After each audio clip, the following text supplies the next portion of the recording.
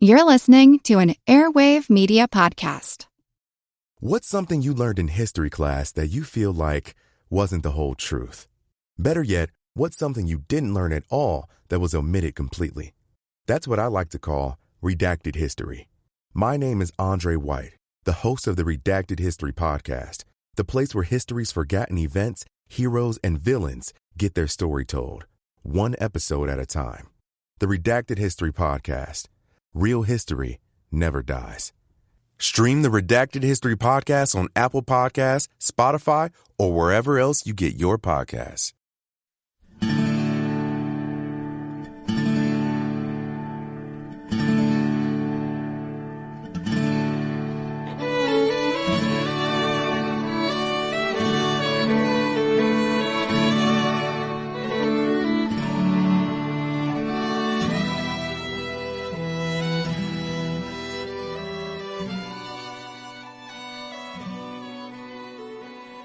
Hey everyone, thanks for tuning in to episode 223 of our Civil War podcast. My name is Rich.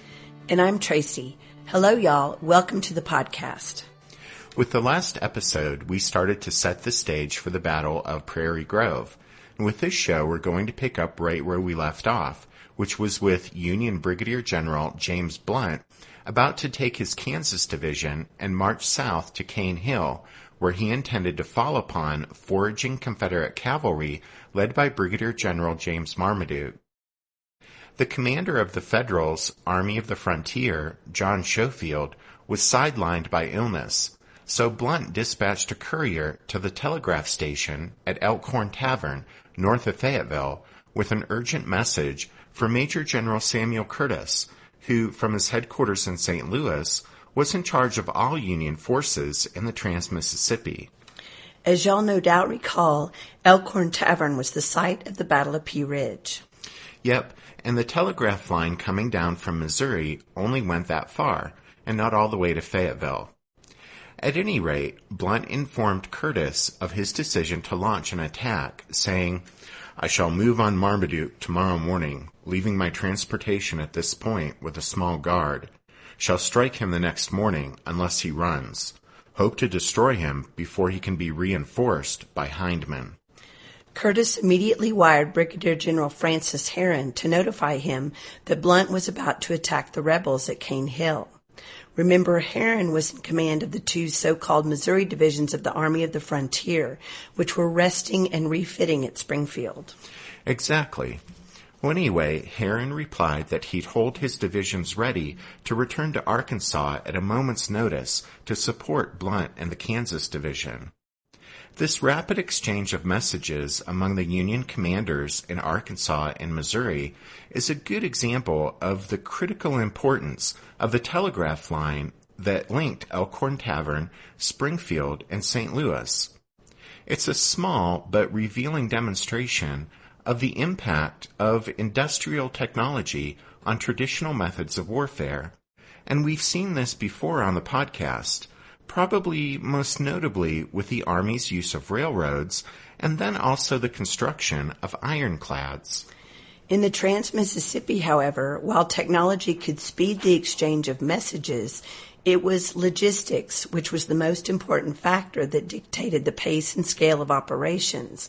And logistics atop the Ozark Plateau in northwest Arkansas continued to exhibit a distinctly pre-industrial character. This can be seen in the fact that although Blunt was chomping at the bit to get going, he had to delay his march to Cane Hill for 24 hours in order to ensure the safe arrival of a train of 200 wagons coming from his supply depot at Fort Scott, Kansas.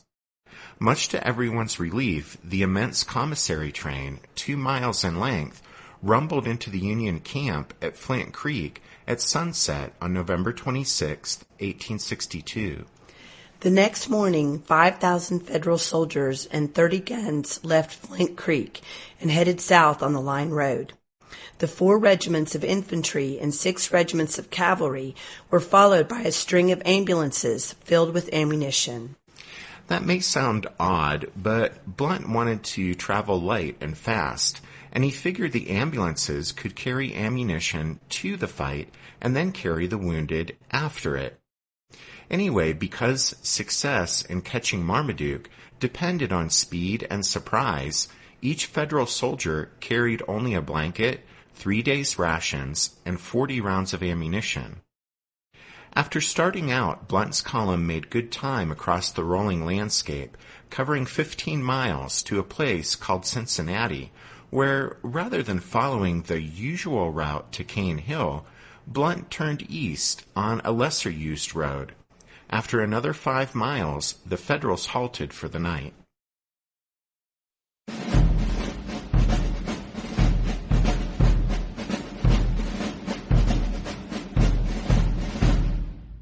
Well, as you can probably tell from listening to Tracy in that first segment, she's been a bit under the weather, and her voice is, yeah, well.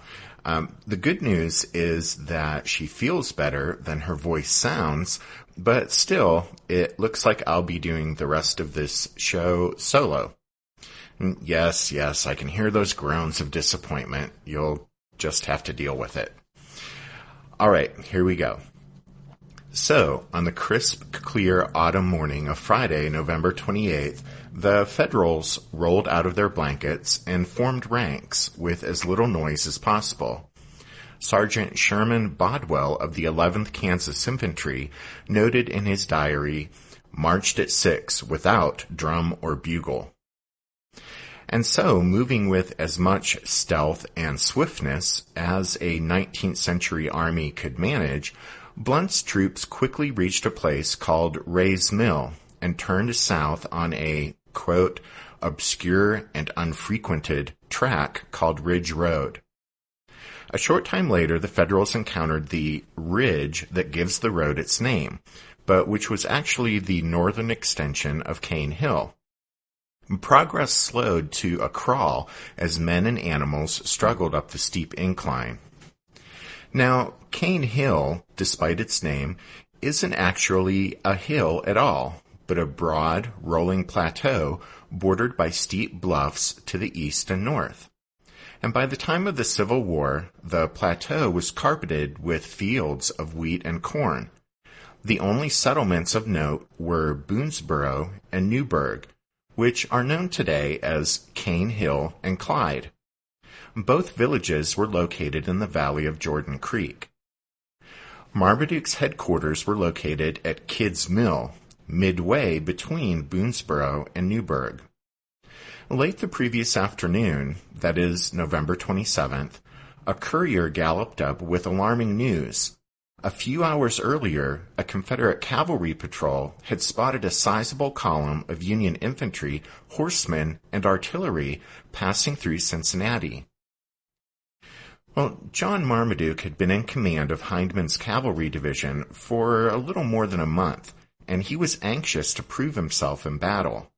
But he had no illusions about his ability to go toe-to-toe with a strong Yankee force, with his 1,800 poorly armed cavalrymen and a half-dozen light artillery pieces.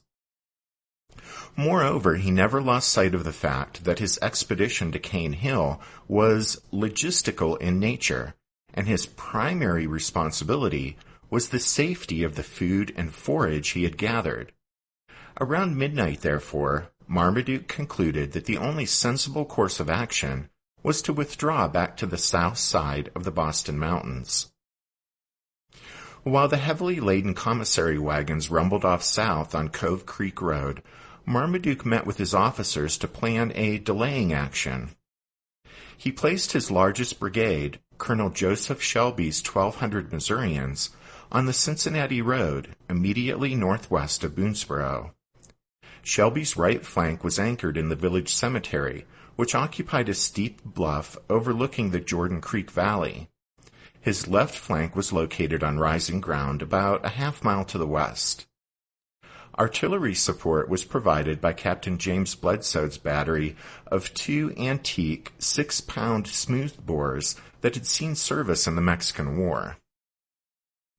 Marmaduke and Shelby expected the Federals to arrive from the northwest on the well-traveled Cincinnati Road.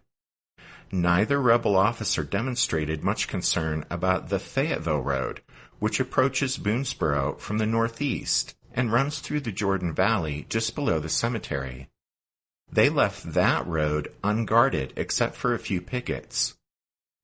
This proved to be a critical error because the Federals marched from Ray's Mill to Cane Hill on Ridge Road, which joins the Fayetteville Road about 1 mile northeast of Boonesboro. When the head of the Yankee column reached the junction with the Fayetteville Road a little before 10 o'clock on the morning of Friday the 28th, Blunt told his favorite subordinate, Colonel William Cloud, commander of the 3rd Brigade, to push down the valley and drive in Marmaduke's pickets. Cloud only had immediately on hand Major James Fisk's battalion of the 2nd Kansas Cavalry and 2 mountain howitzers of Lieutenant Elias Stover's 2nd Kansas Battery. While Cloud advanced down the Fayetteville Road, Blunt remained near the junction with the only other unit that had arrived there, Captain John Rabb's 2nd Indiana Battery. Blunt intended to provide instructions to each regiment and battery as it arrived from Ray's Mill, but several minutes ticked by without any sign of the rest of the Kansas Division. The Federal commander began to fidget with impatience. Then came a crackle of gunfire as Cloud encountered rebel pickets, and Blunt could wait no longer. He dispatched a staff officer, Major Verplanck Van Antwerp, to ride back and hurry everyone forward. Meanwhile, Joe Shelby had trouble of his own. When his pickets on Fayetteville Road came scrambling back toward Boonesboro with Yankee cavalry in hot pursuit, he hadn't completed deploying his forces. With unusual honesty, he later admitted, quote, "I must confess, though it may reflect somewhat upon myself, that the enemy, by his skillful management, fell upon me sooner than I would have desired." End quote. And to make matters worse, the Federals were approaching from an unexpected direction, the northeast. Shelby realized at once that if the oncoming enemy seized the junction of the Cincinnati and Fayetteville roads, a few hundred yards east of the cemetery, his brigade would be cut off from the rest of Marmaduke's command. This would leave Marmaduke with less than 700 men to protect the recently departed wagon train. What Shelby needed was time to move his Missourians into a more effective blocking position across the Fayetteville Road. And so he rode into the cemetery on the far right of his line, where Captain Bledsoe had positioned his 6-pound smoothbores amidst the headstones. It was 10 o'clock when Shelby instructed Bledsoe to open fire and keep the Yankees at bay as long as possible.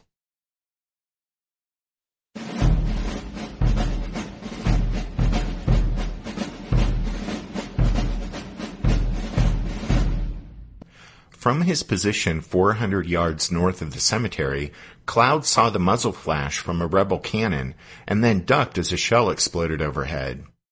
He called on Stover to deploy his 2 12-pounder mountain howitzers and return the rebel cannon fire.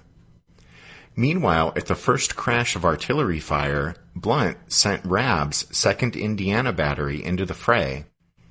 Rabb hustled down the valley and unlimbered his 4 6-pound rifles and 2 6-pound smoothbores near Stover's mountain howitzers. The battalion of Kansas horsemen dismounted to support the Union guns. In the meantime, on the Confederate side, a pair of 2-inch mountain rifled guns from Captain John Shoup's Arkansas battery joined Bledsoe's 2 guns, evening the odds somewhat. Between 10 o'clock and 11 o'clock, the fighting here at the cemetery was limited to an exchange of artillery fire. The only fatality occurred when a shell from a rebel gun killed a man and 2 horses in Rabb's battery. While all this was happening, Major Van Antwerp discovered why the Union column on Ridge Road had stalled. You see, the next unit in line of march behind Fisk's battalion of the 2nd Kansas Cavalry was the 11th Kansas, an infantry regiment. Sandwiched between mounted units, the 11th's commander, Colonel Thomas Ewing, had driven his men at a killing pace all morning, But after hustling up the northern bluff of Cane Hill, Ewing called a halt in a patch of woods 1 mile short of the Fayetteville Road in order to rest his troops and allow stragglers to catch up. Ewing allowed his foot soldiers to rest right in the narrow road rather than move aside to allow the mounted forces behind him to proceed. Ewing was well-connected, hot-tempered, and used to getting his own way. When Lieutenant Colonel Owen Bassett, commanding the other 2 battalions of the 2nd Kansas Cavalry, asked Ewing to clear the road, he refused. Ewing's pig-headedness brought the entire Federal column to a halt. Van Antwerp reached the traffic jam back the road just as Stover's and Bledsoe's batteries fired the opening shots of the battle. One Union soldier later recalled how, quote, "The sound of the guns roused the boys and was received with yells from one end of the column to the other." Shouting over the excited cheers of the troops, Van Antwerp informed Bassett that the rest of the 2nd Kansas was needed urgently at the front. He also told Ewing in no uncertain terms to move his command out of the road and allow the cavalry and artillery to advance. Urged on by Van Antwerp, the Kansas horsemen hurried toward the sound of the guns. They were followed by Major Albert Ellithorpe's 1st Indian Home Guard, composed of Creeks and Seminoles, and Captain Henry Hopkins' Kansas Battery. Everyone in the division called Hopkins' outfit the Trophy Battery because its guns had been captured from the Confederates a month earlier. When the advancing Federals reached the Fayetteville Road, they encountered an immensely relieved Blunt, who waved them onward with shouts of encouragement. Meanwhile, miffed at having been scolded by a staff officer, Ewing ordered his men to drop their packs and follow the cavalry and guns at the double quick, and so the infantrymen of the 11th Kansas hurried forward with the rest of the division following.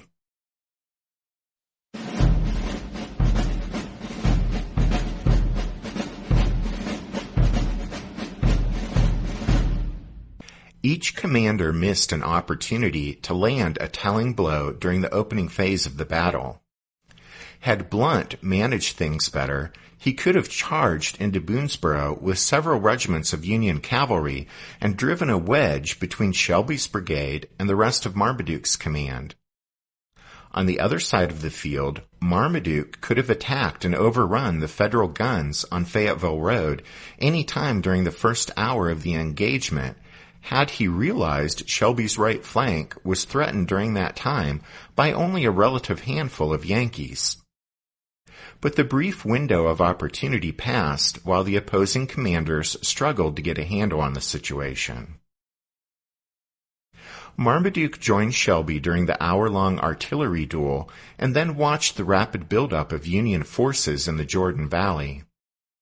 Because the Confederate commander didn't submit a report on Cane Hill, it's impossible to follow his movements with any certainty, but from the statements of others, it's obvious Marmaduke took an active part in the battle and was, as Shelby noted, quote, "everywhere upon the field." At any rate, a little before noon, Marmaduke directed Shelby to fall back from the cemetery. And as soon as the rebel guns had limbered up and rattled away, Shelby directed the rest of his brigade to withdraw through Boonesboro. As the Confederates fell back, the Federals were preparing to advance. After deploying the cavalrymen of the 2nd Kansas and positioning the guns of the Trophy Battery, Colonel Cloud watched as the panting foot soldiers of the 11th Kansas arrived on the scene. He put them into line also, and then, with everything ready, at Cloud's command, 1,500 cheering Yankees swept forward toward Boonesboro, with drums beating and trumpets blaring. However, Shelby's rebels were already gone from the cemetery, but a handful of stragglers from his command did attempt to make a stand by the stout brick Methodist church in the middle of the village, but they were quickly brushed aside. Then, as the eager Federals continued their charge, they ran up against Colonel Charles Carroll's Arkansas Cavalry Brigade, which was positioned at Kidd's Mill, a stone's throw to the south of Boonesboro. Carroll's brigade had a paper strength of 1,700 troopers, but on this day it consisted of fewer than 400 men, half of whom were handicapped by broken down and ill-shod horses.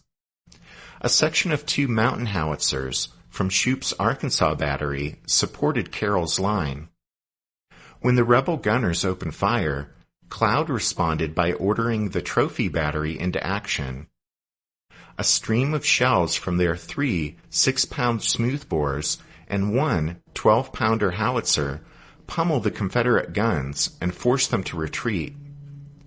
As they withdrew, one of the rickety howitzer carriages fell to pieces, but the rebel gunners managed to somehow fix a sling around the 220-pound brass tube and carried it away between 2 horses. Meanwhile, the Arkansas cavalrymen fired just a few ineffectual volleys from their shotguns before Marmaduke ordered them back also. The withdrawal of Carroll's Arkansans from the vicinity of Kidd's Mill marked the end of the first phase of the Battle of Cane Hill. It was now high noon, and the opposing forces moved toward the hamlet of Newburgh, a half-mile to the south.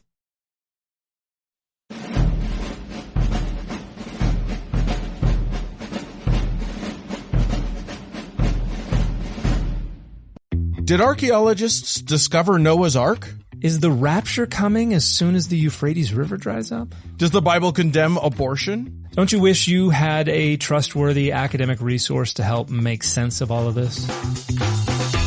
Well, I'm Dan Beecher, and he's award-winning Bible scholar and TikTok sensation Dr. Dan McClellan, and we want to invite you to the Data Over Dogma podcast, where our mission is to increase public access to the academic study of the Bible and religion, and also to combat the spread of misinformation about the same. But, in a fun way. Every week we tackle fascinating topics, we go back to source materials in their original languages, and we interview top scholars in the field. So whether you're a devout believer, or you're just interested in a clear-eyed, deeply informed look at one of the most influential books of all time, we think you're going to love the Data Over Dogma podcast, wherever you subscribe to awesome shows.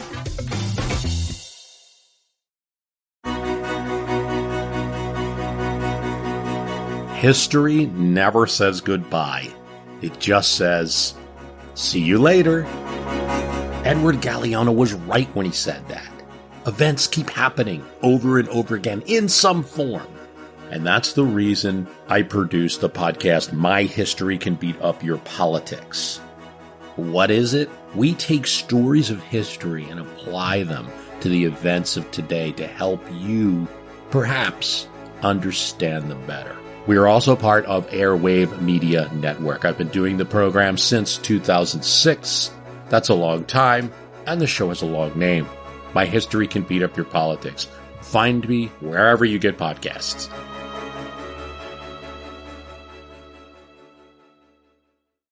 Marmaduke was determined to keep the Federals as far away as possible from the slow-moving wagons of the Confederate commissary train as they wound their way south on Cove Creek Road, heading for safety on the south side of the Boston Mountains. And so the rebel commander assembled his command in plain sight atop an imposing hill outside Newburgh and practically invited Blunt to attack. Blunt rode to the front and examined the position occupied by the Confederates. Aware that he'd fumbled the opening assault on Shelby's position, Blunt took pains to concentrate the entire Kansas division before launching another attack. Marmaduke had no intention of actually making a stand, though, and was simply buying time for the wagons. And as he'd hoped, the Federals required the better part of an hour to regroup and deploy before continuing the fight. It was no easy task to get everyone into position for what Blunt hoped would be a fight to the finish, and it wasn't until around 1 o'clock that the Union commander directed Rabb to kick off what was supposed to be round 2 of the battle by opening fire on the Confederate-occupied hill with his guns. Before Rabb could do so, though, Lieutenant Marcus Tenney's 1st Kansas Battery rolled up, and Blunt told him to unlimber his half-dozen 10-pound Parrott rifles near Rabb's battery and join in the bombardment. Well, Rabb and Tenney got off about 10 or 12 rounds before Marmaduke decided it was time to go, and the rebels disappeared behind the brow of the hill and sped away to the south. Caught off guard by this unexpected development, Blunt ordered every available regiment and battery to set off immediately in pursuit of the withdrawing Confederates. Within minutes, the narrow road was crowded with a surging mass of men, horses, and artillery. During the chaotic running fight that followed, the front of the Union column skirmished with the rear of the rebel column, quote, without much damage occurring to either party, according to Blunt. And he was in a position to know, since he was so close to the action, that he fired repeatedly at the enemy with his Henry rifle. Whether Blunt hit anyone is unclear, but some bullets found their mark in the melee. An officer of the 11th Kansas observed that, quote, all along the road during the pursuit were scattered dead and wounded men and horses, marking spots that had been hotly contested.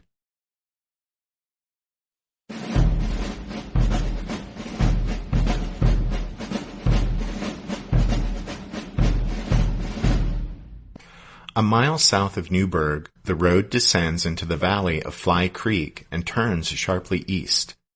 Fly Creek separates the rolling plateau of Cane Hill from the rugged slopes of the Boston Mountains. The Confederates splashed across the stream and reached the base of Reed's Mountain, a mass of hard sandstone that rises 400 feet above the surrounding terrain. It now was a little after 2 o'clock, and Marmaduke was becoming alarmed by Blunt's tenacity.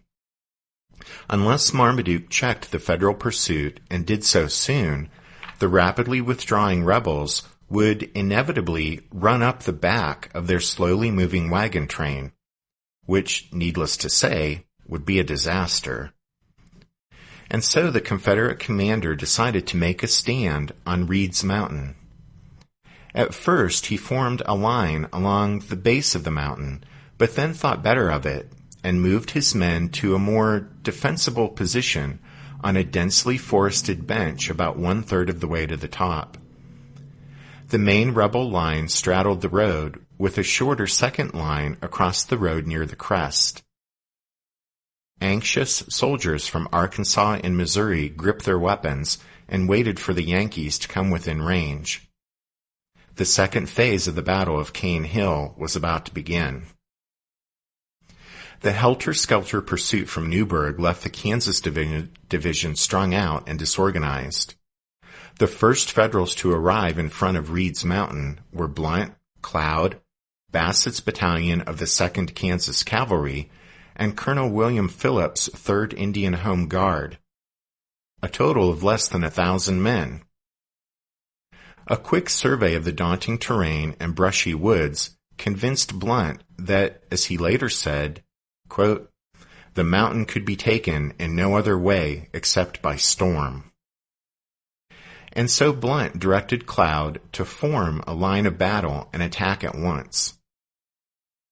Phillips' Cherokees dismounted and formed a heavy skirmish line across the road opposite Shelby's Confederates, who were on the rebel left. Many of the Indians were Confederate veterans of Pea Ridge who had changed sides in recent months. But when Phillips gave the order to advance, they surged up the slope, whooping and yelling. A Union officer described the scene, saying, Phillips' Indians, gallantly led by that excellent officer, advanced from tree to tree, pouring an incessant and galling fire into the foe, who finally gave back step by step up the steep and rocky mountain slope. The 2nd Kansas dismounted and moved up the slope on foot to the left of the Cherokees. Shortly after the Federal advance began, the infantry of the 11th Kansas appeared, having jogged all the way from Newburgh at the double quick. 1/3 of their number had fallen out along the way from sheer exhaustion, but the remainder somehow found the strength to keep going. Blunt directed Ewing to form on the right of the 3rd Indian and join the attack. The soldiers of the 11th Kansas were equipped with old 72 caliber Prussian muskets that were so unwieldy the men referred to them as light artillery. But the Federals also enjoyed an advantage in real artillery. Shortly after the attack began, shells started to crash into the rebel lines on Reed's Mountain from 14 guns and howitzers that had somehow pushed their way to the front through the chaotic mob of Yankees advancing down the road. In any case, Confederate resistance gradually weakened under this relentless hammering, and as the Union soldiers made steady progress up the slope. Ammunition for the Confederates' carbines and shotguns also started to run low. By 4 o'clock, Marmaduke concluded that nothing more could be done, and he abandoned the unequal contest. After making a stand for the better part of 2 hours, the rebels mounted up and resumed their withdrawal.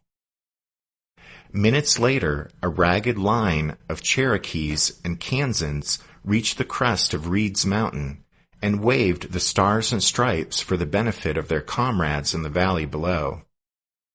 And that ended the second and most intense phase of the battle.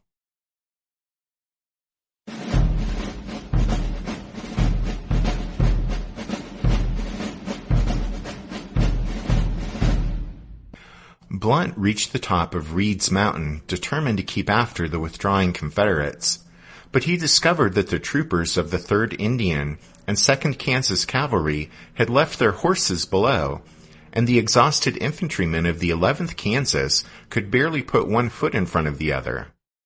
He was about to send a courier down the mountain with a call for additional troops, but just then a column of horsemen arrived on the scene. They belonged to Colonel William Judson's 6th Kansas Cavalry. Blunt welcomed Judson to the mountaintop and straightway resumed the pursuit of the rebels. The third and final phase of the battle was fought almost entirely on the Union side by the troopers of the 6th Kansas, supported by 2 batteries of mountain howitzers. The 2nd Kansas, which had been in the fight from the very beginning, ran out of ammunition and abandoned the chase, while the 3rd Indian and 11th Kansas attempted to keep up on foot, but soon were left behind. Other regiments and batteries crowded forward on the narrow road, but a frustrated officer recalled that the sound of battle, quote, was always just ahead, far enough, however, to prevent our participating.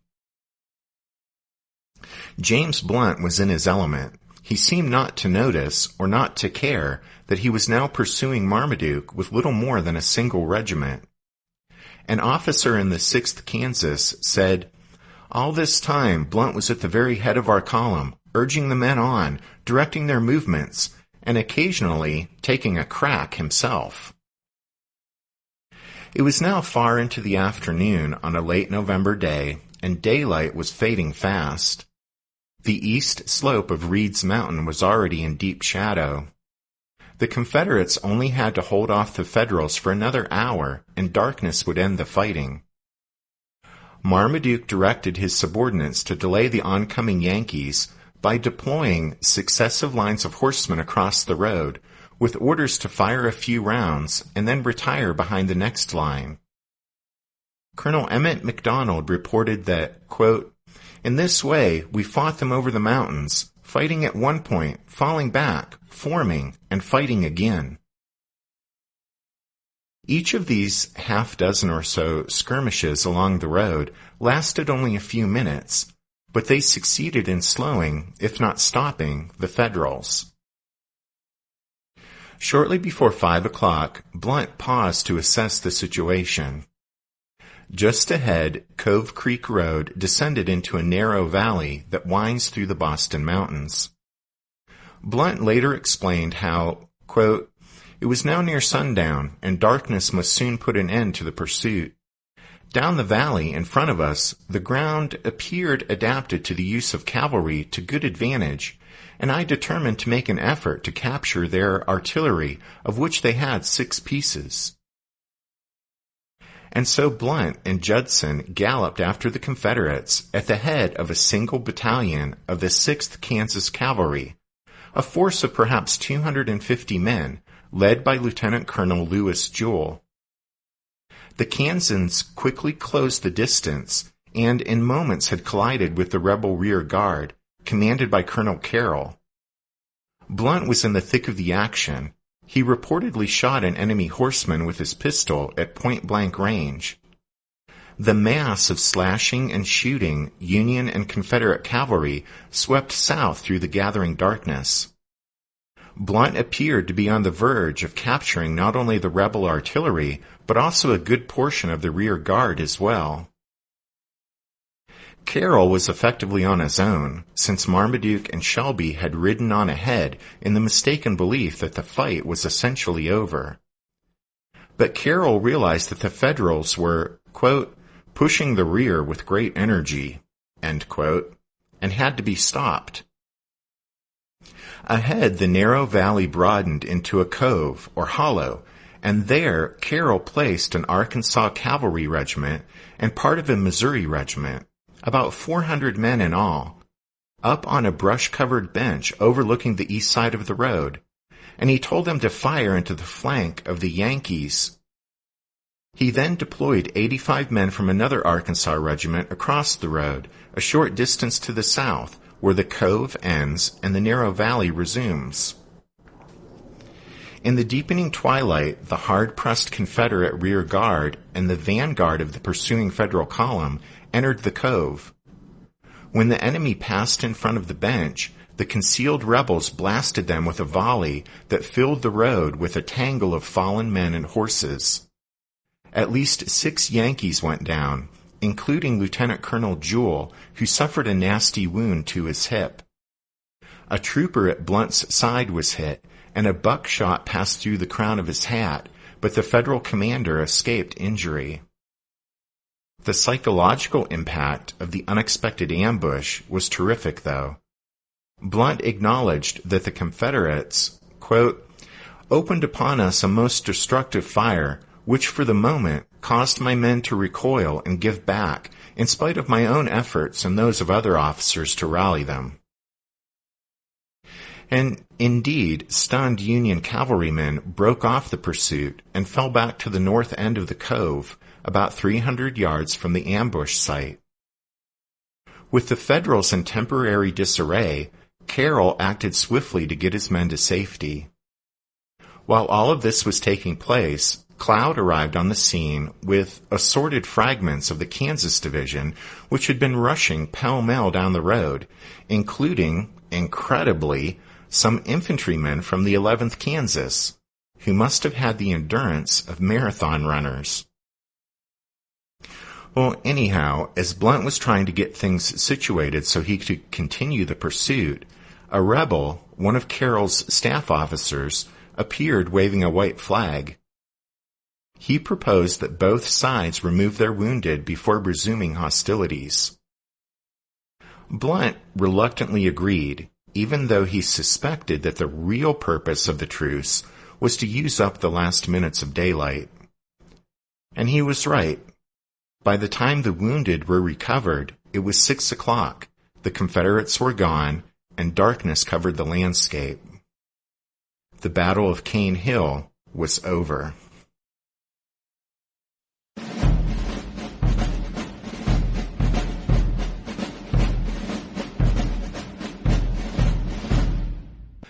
Clashes between mounted forces in the Civil War generally produced few casualties compared to infantry fights, and the 8-hour running engagement at Cane Hill was no exception. Blunt reported 45 Union casualties, 8 killed, 36 wounded, and 1 captured. Among the dead was Lieutenant Colonel Jewell of the 6th Kansas Cavalry, who died from his hip wound on November 30th. Confederate losses are less certain, but a total of 10 killed and 70 wounded or missing seems probable. All in all, given the duration of the fight and the number of troops involved, the butcher's bill at Cane Hill was remarkably low.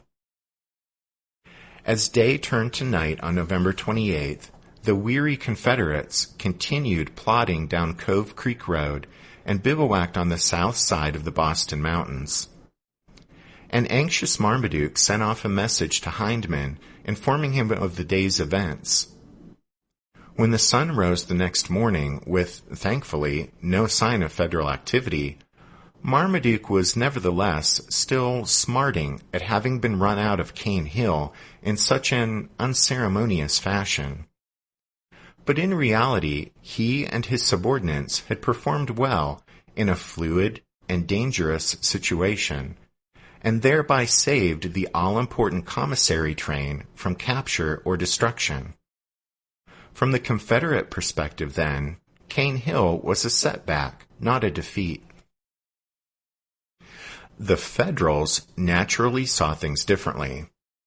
The colorful and combative James Blunt expressed himself in his trademark style when he informed Curtis that he had, quote, whipped and routed Marmaduke and sent him flying across the mountains.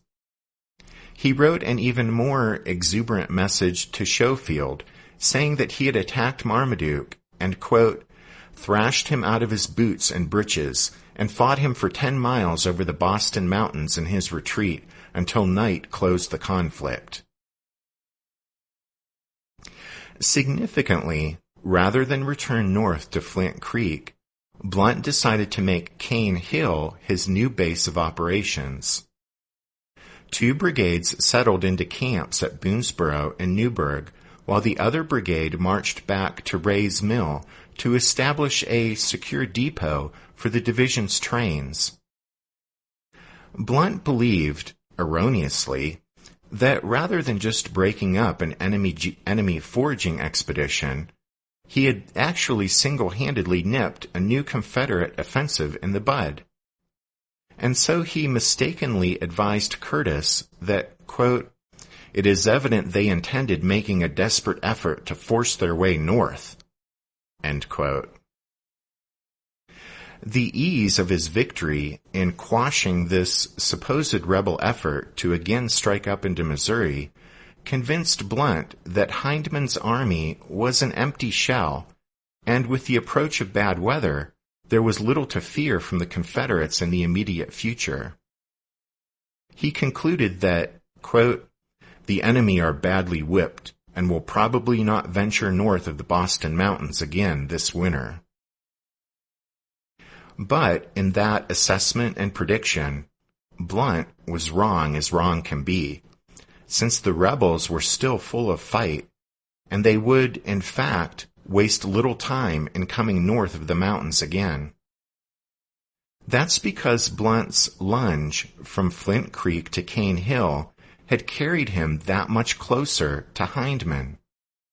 The Kansas Division was now more than 100 miles south of Herron's supporting Missouri divisions at Springfield, but only 35 miles north of Hindman's base in the Arkansas Valley. Brooding over his rough treatment at Cane Hill, Marmaduke was the first to realize that Hindman had been presented with an extraordinary opportunity to reverse the course of the war in the Trans-Mississippi, because if the Confederates acted quickly, they could overwhelm the isolated Kansas division and then press on to even greater things. Marmaduke therefore urged Hindman to move against Blunt at once, saying, quote, I am fully convinced that no force is sufficiently near to give him support in case you attack him. And Thomas Hindman needed little convincing. Energized by the possibility of ending 1862 on a winning note, he issued orders putting the Trans-Mississippi Army in motion. Taking place in an obscure corner of the Arkansas countryside, Cane Hill isn't a well-known engagement, even among Civil War buffs. But the remarkable 12-mile-long running battle set the stage for a far more significant clash of arms that determined the fate of Arkansas, Missouri, and the Indian Territory. Because just 9 days after the guns fell silent at Cane Hill, they erupted again at a place called Prairie Grove.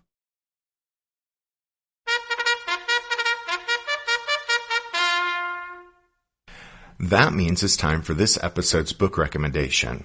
And since we don't have a book specifically about the fight at Cane Hill to mention, we thought we'd take this opportunity to recommend a book that doesn't have anything to do with Cane Hill or Prairie Grove, but that we picked up recently and has really impressed us. Civil War Battlefields, Walking the Trails of History by David T. Gilbert was on our wish list for a while. Well, since it came out last spring, I guess. And we just finally broke down and got it. And wow. Just wow. There's more to this book than the photographs taken at over 30 battlefields, but the photos are the heart of the book, and they are simply amazing. This is a great book for yourself, or as a gift for someone who is a Civil War buff, because you won't have to worry about whether they'll like it. They'll love it. So that's Civil War Battlefields, Walking the Trails of History by David T. Gilbert. And you can head over to the podcast website and find a handy list of all our book recommendations going back to episode number 1, and that's at www.civilwarpodcast.org. Also at the website, you can start the process to join the ranks of the Strawfoot Brigade. And by doing so, you'll not only be financially supporting the podcast, which we appreciate, but you'll get access to over 60 members episodes on the website, which we hope you appreciate. Well, thanks to Matthew, John, Jason, and Sean, who all joined this past week. And then as we wrap things up for this week, we wanted to give continuing thanks to Spiritwood Music for giving us permission to use their lovely song, Midnight on the Water, as the music you hear at the beginning and end of every episode of the podcast. All right. Hopefully Tracy will be ready to go next time when we talk about the Battle of Prairie Grove. But thanks for hanging in there and listening to this episode of The Civil War, 1861 to 1865, a history podcast. Tracy and I do hope you join us again next week, but until then, take care. Thanks everyone. Bye.